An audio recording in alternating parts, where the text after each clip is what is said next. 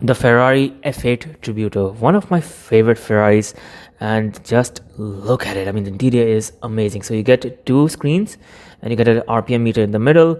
Then you get, of course, a lot of buttons on the steering wheel. It's a little cluttered, so you have the phone and the voice command button here, engine start stop, suspension, headlights, indicators, and you get a switch here for the drive modes and for the wiper. Then you get paddle shifters to change the gears. So it's all very performance oriented. Now if you want to control the right screen, you have a small joystick here, some buttons and a knob here as well. So basically all the extra features of the car, navigation, media and everything, you can control from here. But if you want to control the technical side of the car, you can do it from the left hand controls, and that will show up on the left side of the screen, the left screen.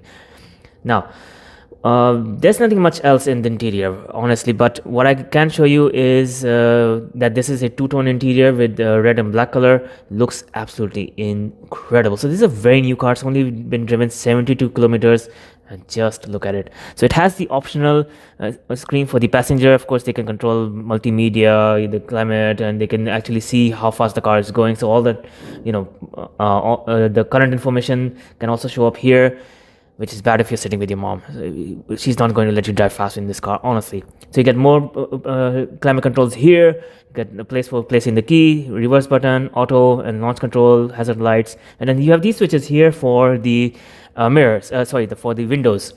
Now this seat is the sports seat, and of course this is an optional feature. So not all F8s will have the same seats, and then of course you can see the engine from inside as well.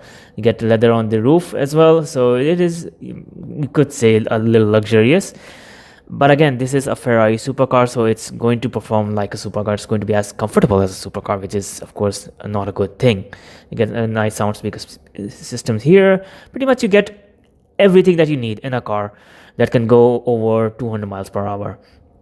Leather, Alcantara, sweet leather as well. Everything, you'll find it here. You have a switch for the engine bay as well. So yeah, interior wise, seating position is a little strange for me because I'm kind of short. Anyway, that's enough for the interior. Now let's talk about the exterior. So let's come out and let me just show you the car. So this one is of course fully red, as Ferrari should be. And yeah, I think this is a nice interior. However, I do prefer the interior of the Huracan over this because it has a single screen and it's much easier to control. Now looks wise, this thing is absolutely breathtakingly beautiful. I love it. Now I'm not saying this only because as a Ferrari fanboy or something. No, I didn't like the 488 that much. This is of course much nicer to look at than the 488. The 458 also was one of my favorite Ferraris, and I just love how it looks. So you have the main headlights here. It looks a little more aggressive because it has small air intakes hidden here, and that gives it a nice aggressive look. You have air intakes in the front, and then you have a small air intake here, which channels air into the body and out here. So it's an uninterrupted tunnel for helping in generating downforce for the car. It's kind of like the same feature you have in the LaFerrari, but of course you have the radiator in the front. Of course, you get the traditional, almost star-shaped wheels that you get also in the F50. I saw a very rare F50 in black recently. Check out that video as well. So coming to the body, you have more air intakes around the engine bay. Of course, you get a little bit of grille, and then you get a glass cover which has little gaps. Of course, that's all to let the hot air out from the engine bay. So the engine in this is a 3.9 liter twin turbo V8, which makes 720 horsepower, the same as the previous generation Pista.